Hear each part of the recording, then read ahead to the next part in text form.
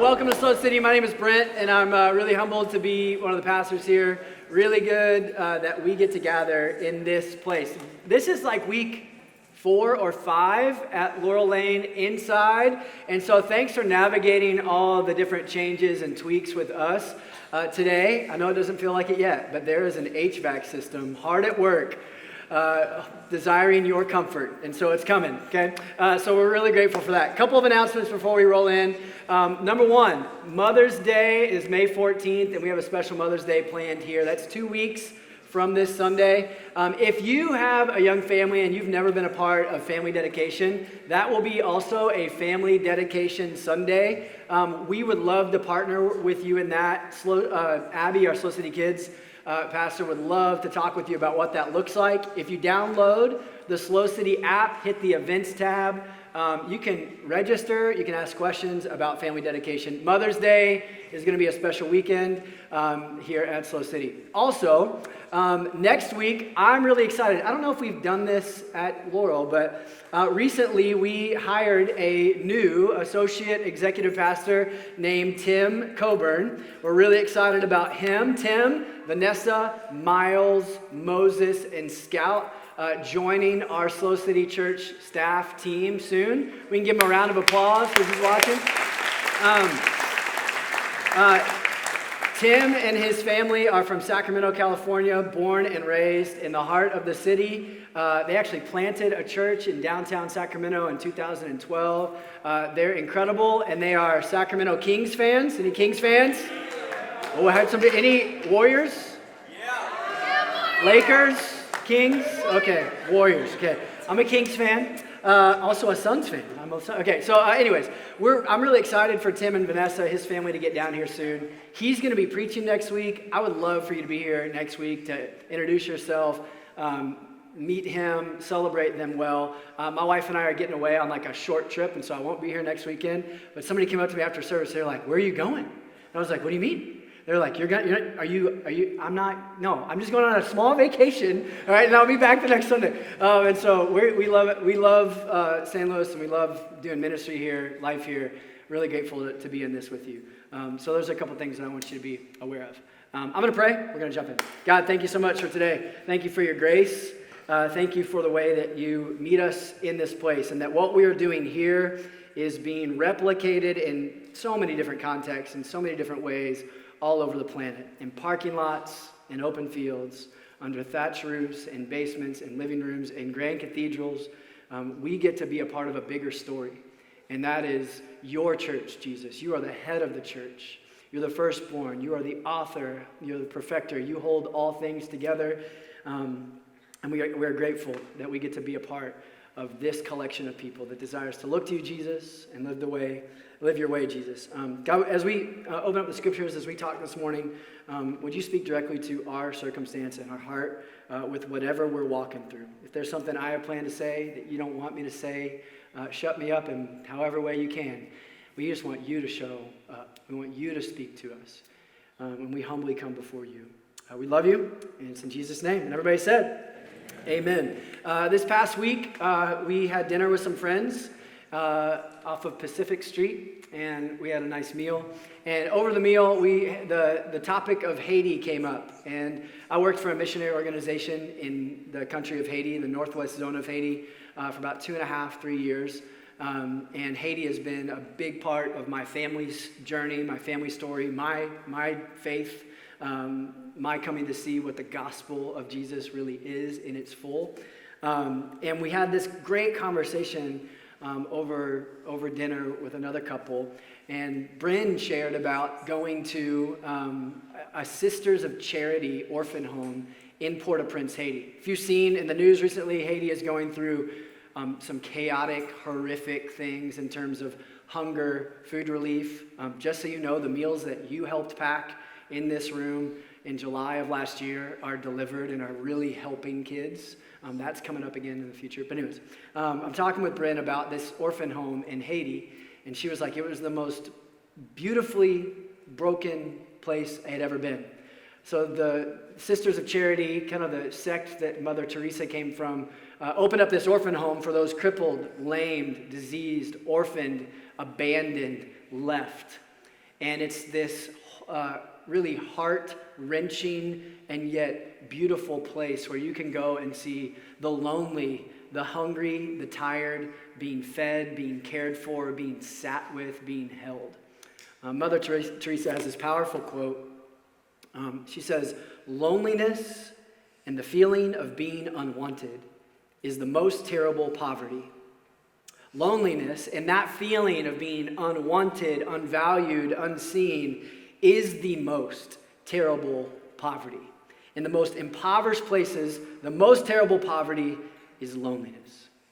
Vivek Murthy is the U.S. Surgeon General, and in 2017, he came out with a series of articles and talks, and he was sharing this reality in American culture that loneliness had become an epidemic, had become this stretch of, this is even before pandemic lockdowns and COVID and masking and distancing and all of the things that we encountered together. He said, loneliness is an epidemic in our country.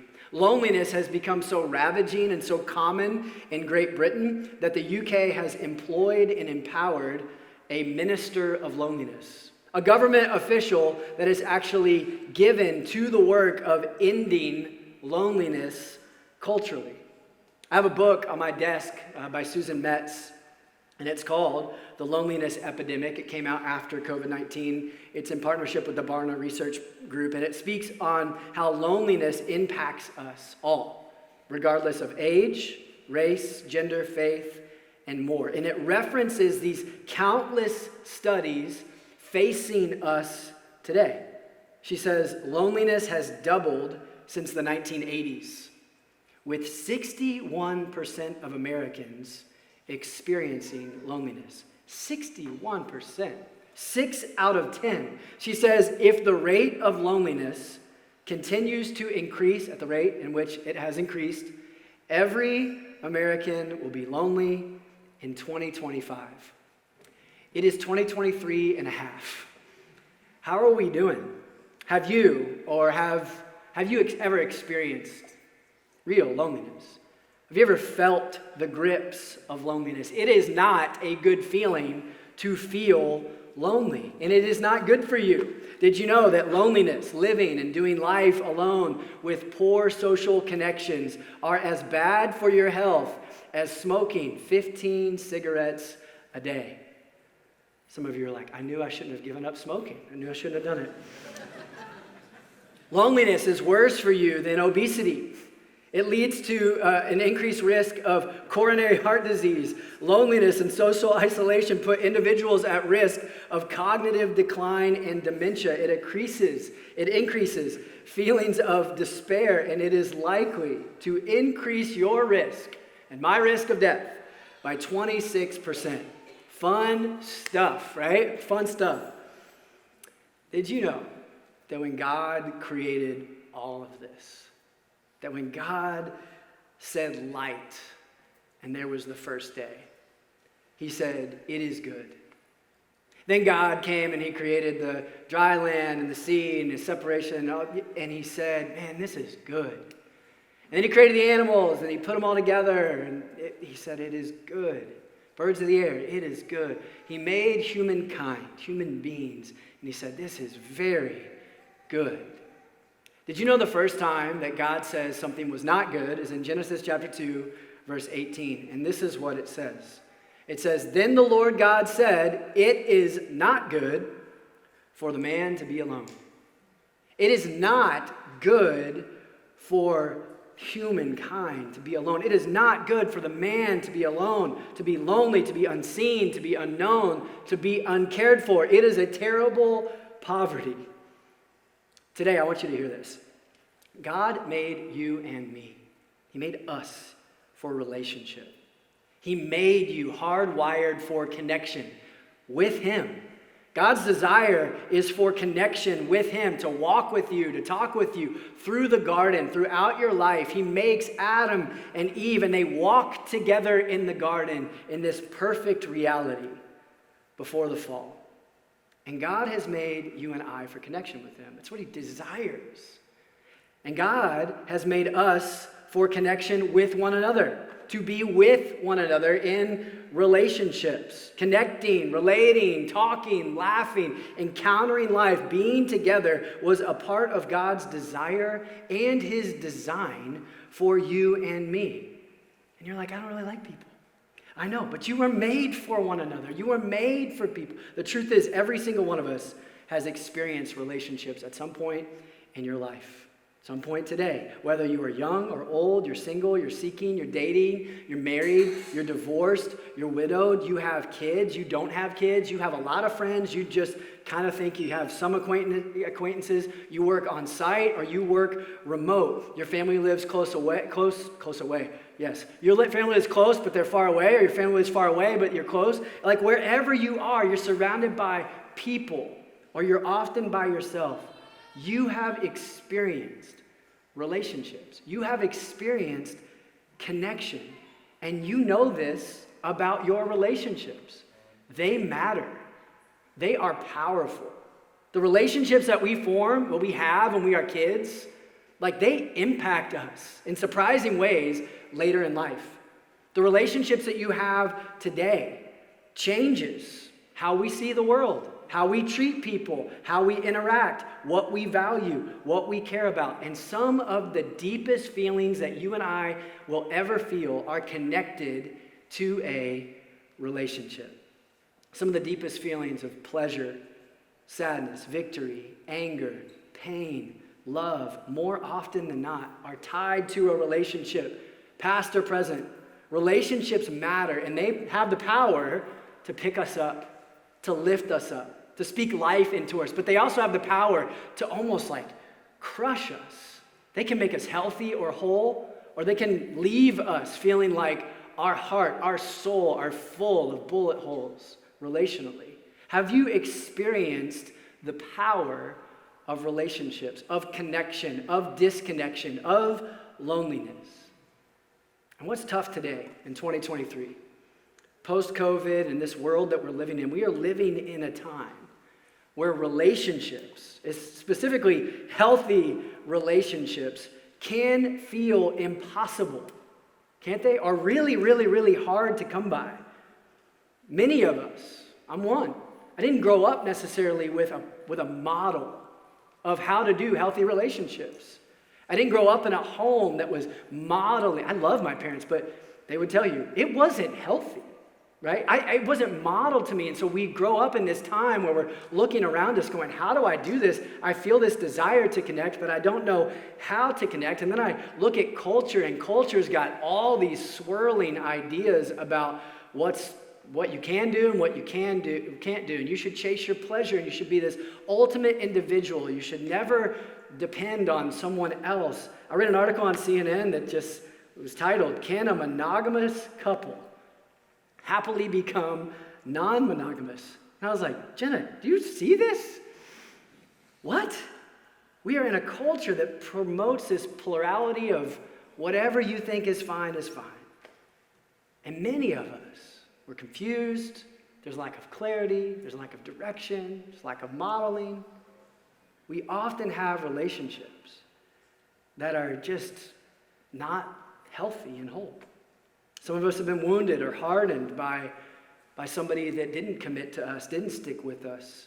And so we're left going, I don't want to be alone. I don't want to suffer loneliness, but I'm suffering loneliness.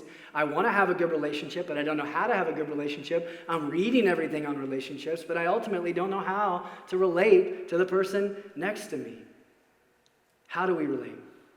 We don't know how to relate. How do we do relationships in a healthy way? So for the next several weeks, we're going to humbly look at relationships. We're going to humbly look at how we relate. And I say humbly because we are all in the same boat. We are all in this together. There is no expert on this stage anywhere. There's no expert up here. We're all navigating this together. And we're going to walk through this series, and we're going to take a 30,000-foot view here. And my prayer is the intention of this conversation is that it will hit you and help you and encourage you and challenge you, whether you have friends, you're single, you're married, you're dating, you're parenting, you're divorced, you have coworkers, you have neighbors. My prayer is that this would hit every one of those relationships and that you and I would be challenged. I have a friend, mentor, used to teach at Moody Bible Institute in Chicago, scholar, teacher, normal guy. His name's Dan Spader, Dan with 2 N's.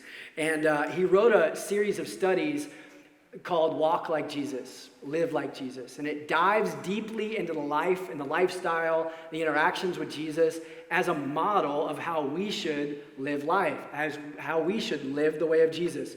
And he writes something powerfully about Jesus that I have on my desk. And he says, the remarkable thing about Jesus was that relationships were his strategy. Relationships were a priority to Jesus. I love that. Really simple. Today's going to be really simple. So if you came in here for like some high lofty intellectual stuff, I'm sorry. Jesus did ministry for 3+ years. He did ministry for 3+ years, and he walked and he talked with everyone from every different background, every different story, all kinds of baggage. And we talk a lot in here about how crowds of people came to Jesus. Swaths of people from everywhere came hungry for Jesus. The hurting, the sick, the lame, the tired came like thousands upon thousands. He fed them. He met with them. He prayed for them. He was interruptible and approachable. But did you know, throughout the New Testament, we only have 16 recorded accounts of when Jesus spent time with a whole crowd of people. When Jesus preached to a whole crowd of people, only 16. Well over 47 times, we see him investing in, speaking with, talking to just a few. Crowd 16, just a few, between 3 to 12, over 47. A majority of Jesus' time on the planet, 3.5 years of ministry, was spent with close friends. Was spent with this core group of people who walked with him. His mom was with him. There were women with him. There were the disciples with him. Jesus cared about these deep, close relationships. In the first week of this series, How We Relate, I want to read this little verse that has stuck with me. I've been thinking about it a lot.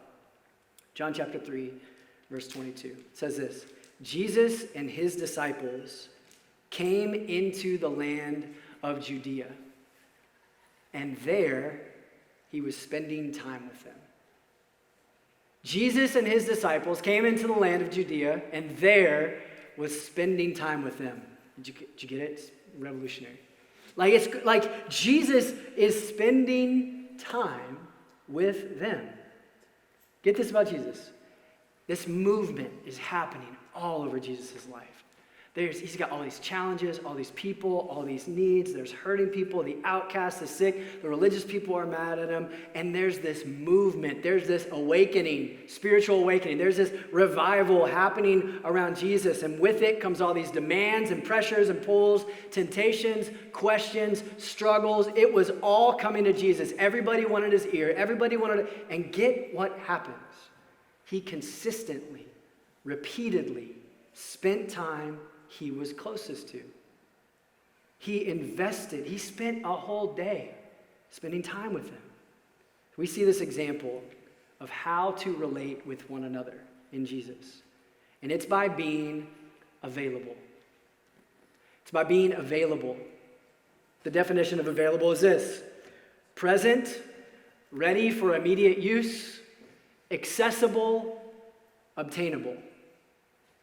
As I read that, I feel convicted. Available is to be present. Here I am. I'm ready for immediate use. You have my attention. Accessible, obtainable. Here's what I've learned. I'm going to be married 19 years in August. One of the best ways to develop a relationship in your marriage, friendships, with your parents, one of the best ways to develop a relationship with someone is to make yourself available to them. It's one of the best ways to develop a healthy relationship. I also know one of the best ways to damage a relationship is to continually be unavailable. Some of us in this room have a friend. He'll remain nameless, right? We have a friend, and maybe this friend is you. Maybe it's me. We have a friend, and have you ever had the friend who like you send a text to and you just wait for a response? And you're just like, I don't understand. Like, I can't get a hold of you. You never respond to text. It's really hard to know if you care about me or not. I saw the bubble, and then the bubble went away, and it's been a week. Like, what's happening? When I'm talking to you, have you had this said of you, or have you had this said to someone else? When I'm talking to you, I feel like I don't really have your attention. It's like you're not even in the room. I mean, you're there, your body is there, but your mind is somewhere else. Have you ever had a friend like that? Have you ever been that friend? Have you ever been that unavailable person? See, our temptation and tendency culturally is to be so busy, is to be so cluttered, is to be so consumed, so addicted to activity, that we can be around people but never really be available to them. We're so addicted to this thing and the dopamine hits that we get on a daily basis. My watch just buzzed and I was like, who is it? And we can just scroll. We can watch YouTube for hours. We can watch Instagram Reels for hours. We can read the news for hours. We can even respond to text for hours. And the people sitting around us, we're absent to. We're unavailable to. See, this is the reality that we live in. And some of us maybe have had relationships. We're just in this season and culturally of emotional detachment, where we're often around people, but we're not present to them. I went and picked up my son. I talk about him a lot. He's a great kid. Went and picked up my son from school after school, and I'm coming up around the circle. And I'm like, where are you? He's like, I'm sitting with all my friends. And I go and I look at him and all of his friends, and I'm like, you guys are going to have neck problems. Because everybody's sitting down and everybody's glued to the screen, right? That's what's being modeled to them. That's what's being shown to this next generation. And there's a better way. I was a part of a conversation with our SLO City Kids pastor several months ago, maybe a year ago, who had a heartbreaking conversation with a young girl, elementary school girl. She said, they talked about God being a good father. And this little girl started crying and was like, I love my dad. But when I come home, my daddy is often, when I come home and I see him and he comes home from work, he sits down on the couch, he puts on his headphones, and he plays video games all night long. Now, I am not a gamer. I'm not into gaming. But that is becoming an increasing reality for men my age, younger, some older.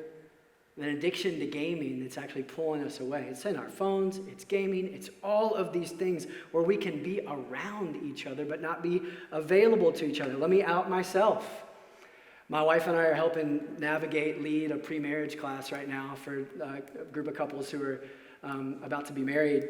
And we shared the story recently of how I came home from work. I'm like either up or down from the day, and I'm walking in and I'm coming in. I'm like, oh, hey, babe. And I walk over and I give her a hug and a kiss, and I'm love you. And I come down and I sit down at the kitchen table and I pour a glass of water, and I'm sitting here and I'm just going through my emails, and I'm responding to text. And she said, I love that you say that you love me. I love that you gave me a phone. That's so true. I love that you gave me a hug, but you can love me best by looking at me. So I'm in this with you. See, I have to fight to be available. We have to fight to be available to our spouse, to our friends, to our roommates, to our coworkers, to our closest friends, if you and I actually want healthy relationships. Are you available? Now, hear me. You cannot be available to everyone all the time. Some of you have had damaging relationships where somebody expected you to be available to them all the time, and you just couldn't do it. I just want to set you free. You cannot be available to everyone all the time. But you can be available to the one who sits in front of you, to those closest core friends who you are investing in, you want health with. This is what we see in Jesus. In John chapter 3, Nicodemus shows up to him at night. It's late at night, and he came to Jesus at night, and Jesus made time for him. In Mark chapter 5, a man named Jairus comes to Jesus. He is desperate and disturbed. He needs help. In Mark chapter 5, it says, so Jesus went with him. One night, Mark chapter 4, verse 35 and 36, Jesus said to his disciples, guys, let's go over to the other side. Let's get away from the crowd. So leaving the crowd behind, they took with him. They took Jesus along with them just as he was in the boat. He takes his friends on a boating trip that will challenge, that will encourage them. He spends time with them. Matthew chapter 17. Jesus took with him Peter, James, and John, the brother of James. And he went up a high mountain by themselves. Jesus hiked with a core few and invited them to time spent with them. Matthew chapter 26. It says, when evening came, Jesus was reclining at the table with his 12 disciples. These are like simple verses in the middle of epic stories that I want us to catch. These aren't going to be things that you place over your mantle or you write on your phone screen, but they are pictures. Like, we get these pictures of Jesus' character, his nature, what he prioritized, what he cared about. He was with people. He was leaning back at a table. He was on a hike with his friends. That takes time. That takes intentionality. He gets in a boat with people. These passages tell us about the availability of Jesus, the way that Jesus was available to those closest with him. He was available. And last week we read 1 John 2:6. It says, anyone who claims to live in him must walk as Jesus did. We are called as followers of Jesus to live like Jesus. Not just to look at Jesus and to go like, look how much he cared for people. That Jesus is awesome. Look how kind he was to people. I'm so glad I love Jesus. And turn around and be a jerk. Look how much he invested his intentional time in his closest friends. And then we never make time for our husband, our wife, our friends, our kids, our parents. We are called to live the way of Jesus. But how? How do we become available in relationships? So I want to walk through this really quickly. Number one, not going to be revolutionary, but simple. Number one, show up with your attention. Show up with your attention. John Ortberg used to be the pastor at Menlo up in the Bay Area, and he told a group of pastors a story about a time when his family was going through a really difficult season.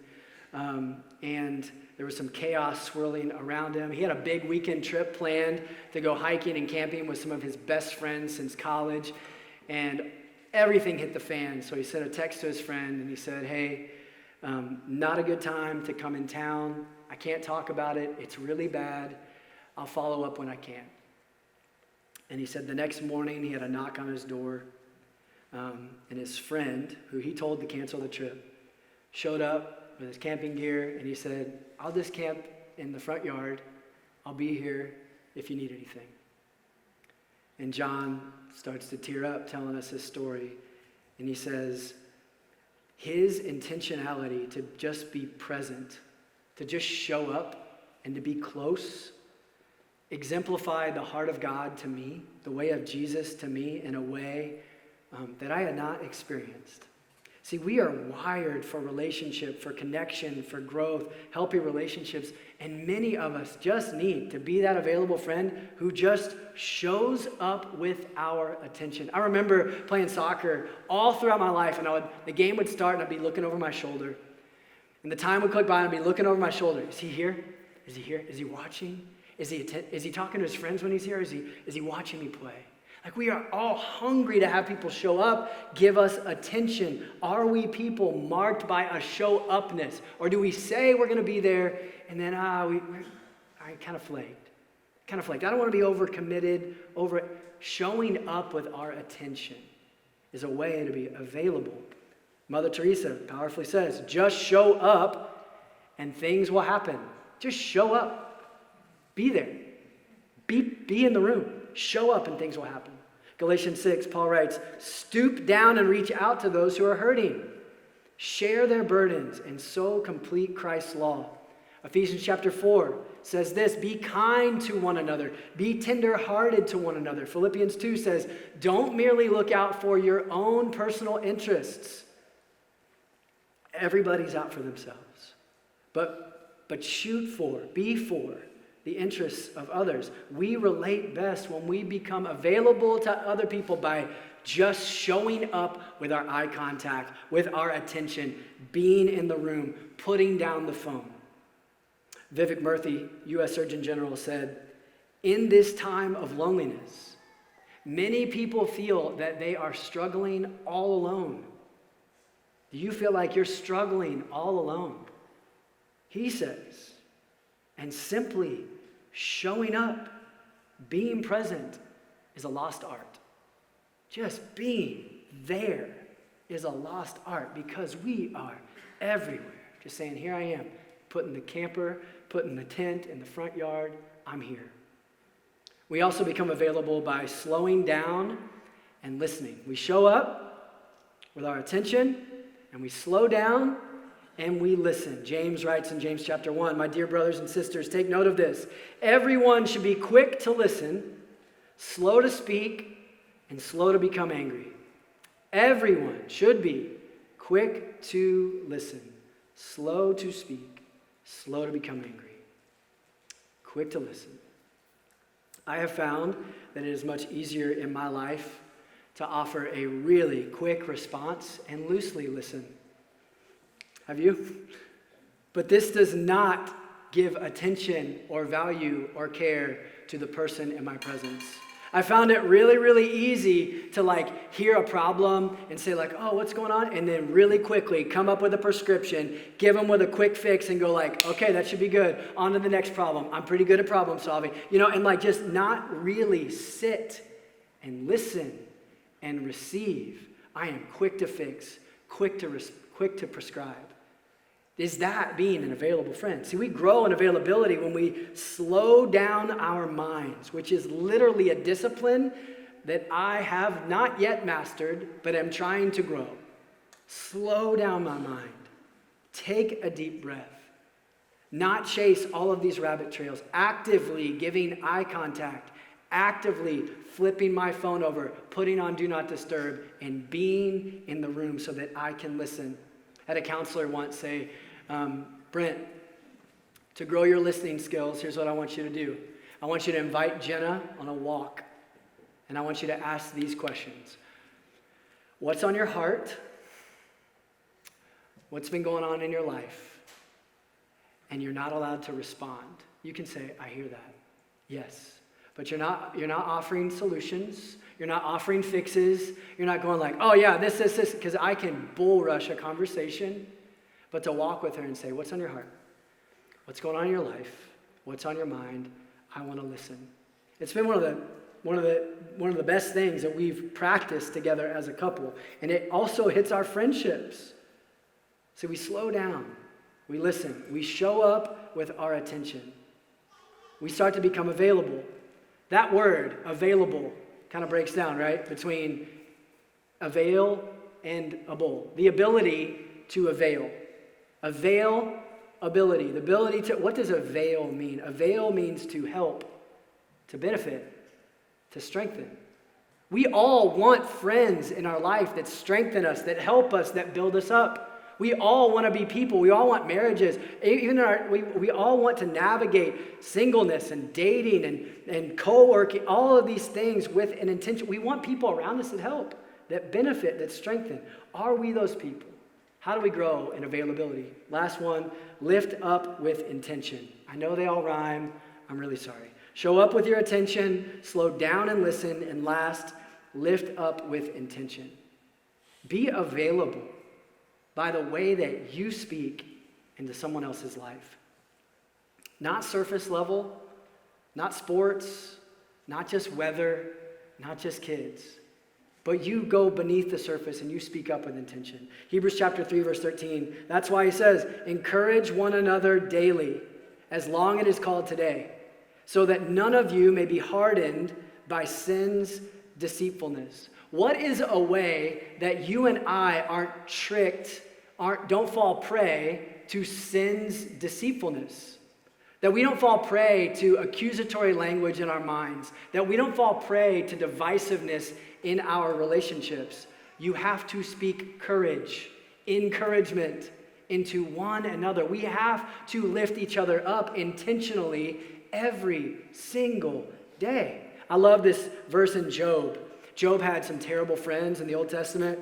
And Job, this verse reads this: anyone who withholds kindness from a friend forsakes the fear of the Almighty. Have you been withholding kindness in that relationship?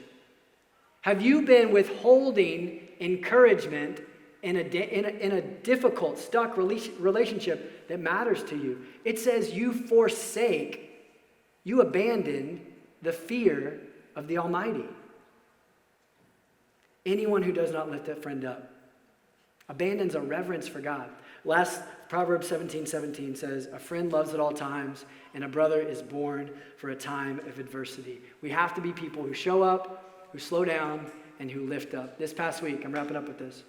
This past week, sat down in a new coffee shop. Surprise, there's a new one in town, a couple more on the way. And I'm really stoked on that. But it's got cheaper coffee, and I'm getting old, and it matters to me. And so I'm sitting down at coffee with a friend, and we are catching up on work things, on church things, on kids things.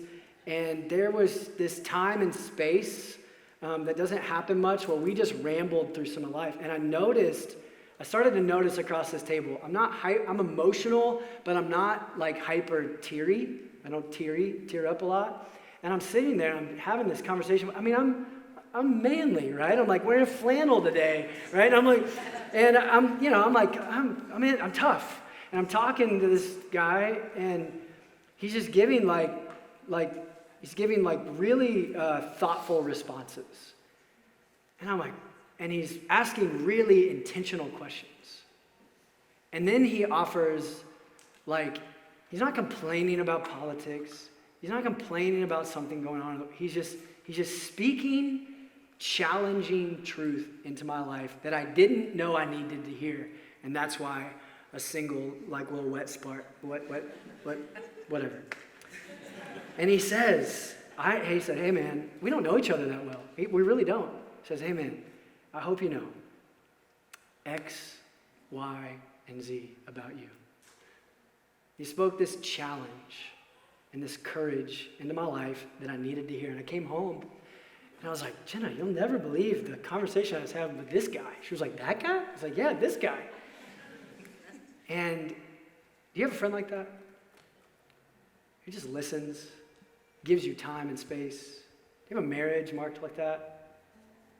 Are you looking, are you on Hinge, looking for that girl? Or that guy? I'm serious. Are you available? Are you present? Do you have eye contact? See, maybe the best thing you and I can give a lonely world as followers of Jesus is to be available like Jesus. Is to not be so consumed with everything the world says we need to be consumed with. It's not to chase down all those rabbits and wrangle them down and chase new rabbits, but to be available. Living and loving like Jesus. A few questions that I want to leave you with. 30 seconds. Is my pace of life helping or hurting my relationships with others? Is my pace of life hurting or helping my relationships with others? Number 2, am I present when I am present with people? Number 3, do I listen to respond or listen to understand? Do I offer a quick fix, a quick prescription? Do I listen to respond or listen to understand? Number 4, do I offer an encouragement someone needs to hear or a quick prescription I want to dish out? Number 5, last one. Am I available to my close friends? Am I available to my kids? Am I available to my spouse, my fiance, my roommates, the way that I want and expect them to be available to me? These are challenging questions for me, and some challenging practical questions that we can walk out of this room with. Father, help us to relate best by being available, by being present, Help us to work these into our life, integrate them into our life with you, God, and with one another. God, our relationships can be messy, can be hard, can be challenging. But help us to say, here I am. I'm in the room. I'm available. We love you. In Jesus' name, amen.